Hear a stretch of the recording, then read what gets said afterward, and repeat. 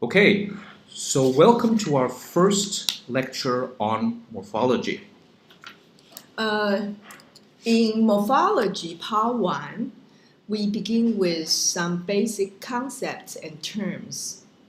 Of course, you should know, first of all, what is morphology? What morphology studies? Mhm. Okay. I'm sure you know by now that morphology is the study of words, right? Of word formation. Yeah, how word is structured. Right, and how Actually, words has grammar also. Mhm. Yeah. And how words are created and the rules of how words are created. The word morphology is the study of form, right? The study of Yes. the way something is, right? Yeah. Looks, right? Created. Yeah, and in a way, we also talk about the rules of word formation. Mhm. Yeah. And the most important term is morpheme. So we have to know what is morpheme. Mhm. Yeah, so morpheme is the smallest unit of language that carries meaning or grammatical function. And it may be a word or it might not be a word. Yes, it could be smaller than a word. Mm-hmm. So such as in the word cats. Mm-hmm. C-A-T-S, cats. You might think that this is, okay, this is one word. But actually it contains not one, but two morphemes, right? The morpheme that contains the content, cat, C-A-T, and one that carries grammatical function, the one of plural, right? The plural grammatical function, S. So C-A-T-S, cats, is two morphemes. Yes. So we could say that morpheme actually is a sound meaning unit. So in other words, in this unit, sound and the meaning are combined. Mm-hmm. Not like in phonetics and phonology, remember? So we talk about phoning. Mm-hmm. Okay, phoning, okay, is the sound, individual sound.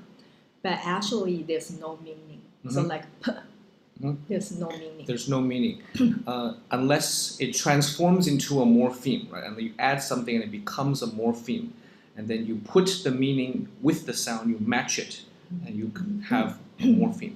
Yeah. Okay. And now we are going to talk about the different types of morpheme. Basically, there are two types: free morpheme and the bound morpheme. There are two two other types. Okay, if we divide free morpheme, okay, further, the first kind is called lexical morpheme, and the second functional morpheme. And similarly, we can also further divide the bound morpheme into two kinds: derivational and the inflectional morpheme. But what is free morpheme? Okay, a free morpheme is a morpheme that can stand alone by itself in a sentence. That's why it's free. That's why it is free. So it doesn't have to be attached to another morpheme. Exactly, it's single and free to move around and attach itself to others. So just like before you get married, yes, you are that's free. right. Yes, before you are married, you are free. But once, okay, you make your commitment once to you put another a person, ring on it, yeah, you are bound.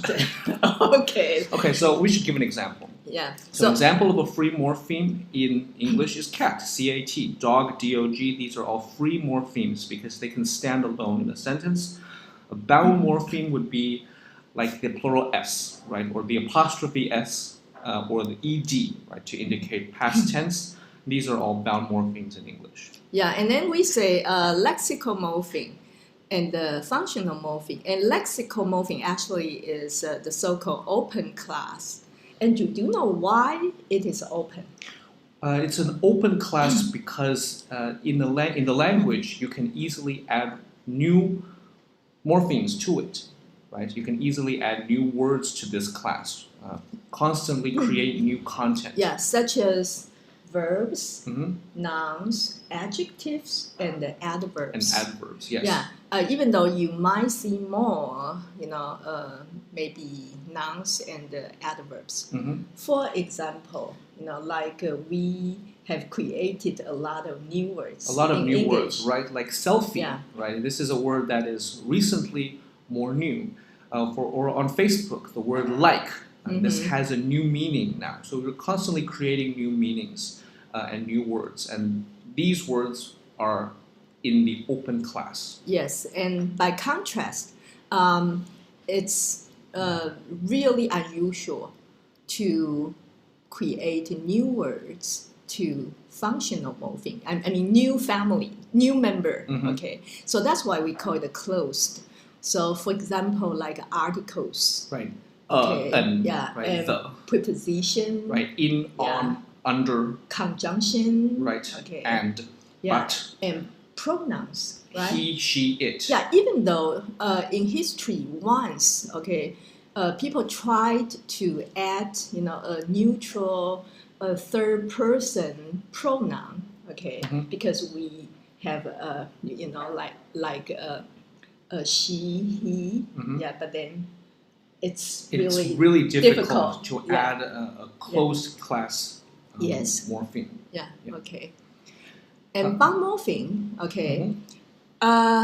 derivational morpheme, if you know the word, the meaning of the word, derivational, derive. Derive means obtain, right? You obtain, you get something new.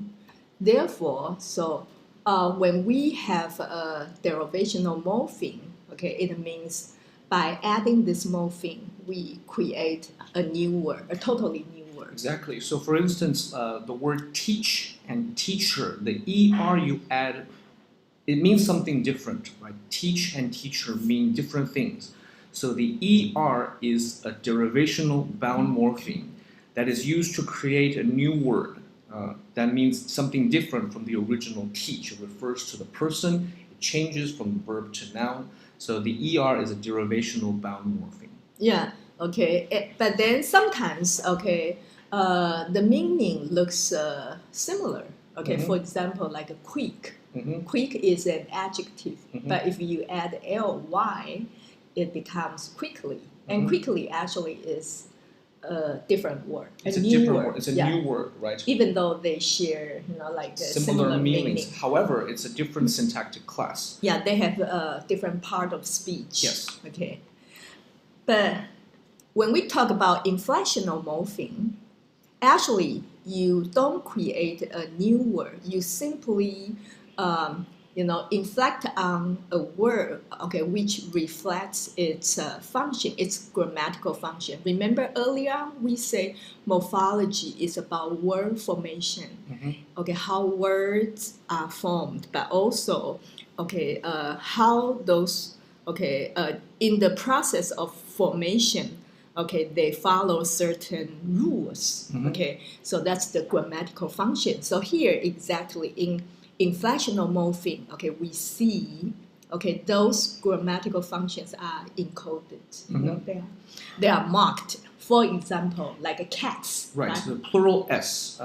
The word cat and cats doesn't change the original meaning of what this word is, but it gives us more grammatical meaning. It tells us that it's plural. For the same idea, the word teach. If you add the es, teaches, right? This is simply to code the third person, right? The person teaches, agreement, teaches, right? Es, right? Yeah. It's simply to talk about the verb-subject agreement. And so it's coding grammatical function, but it doesn't change the original meaning of what this word is. Yes. And for this reason, this kind of S is called an inflectional bound morpheme. Yeah, actually in English, there are only A kinds, And for example, like in nouns, we use, S, a suffix, s to encode the plural. But then in verbs, we also have a past tense, ed. And we have a present, right? Yes. Present perfect. The perfect, Yes, the perfect. And then also aspect, ing, yes. And subject verb agreement and so on. Let's move on.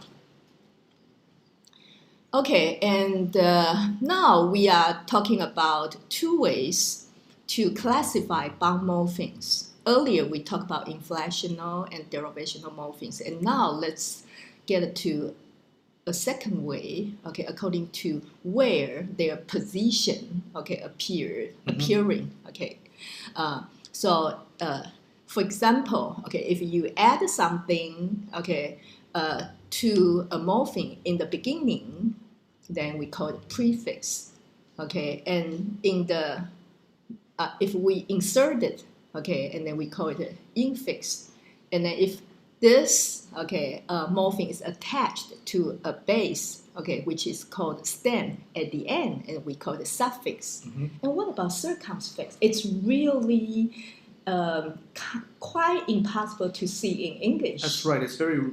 I don't think it exists. No, it doesn't at least in exist normal speech. At least in no. In formal speech. No. I mean, in English we don't have circumfix, but then we do have it in some other language. Okay, a circumfix attaches itself. It splits itself and attaches it to both ends of a word.